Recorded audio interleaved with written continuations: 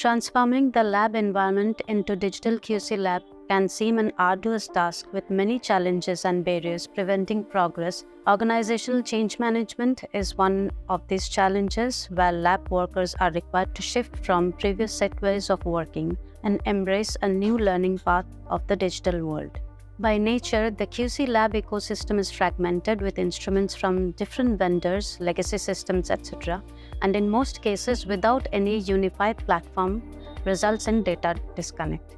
Most processes are managed on paper, and analysts can be reluctant to go digital with more and more vigilance imposed. But once they start realizing the benefits like help in audits, reduced cycle time, speed to market, etc., they will start to see the value in making these changes.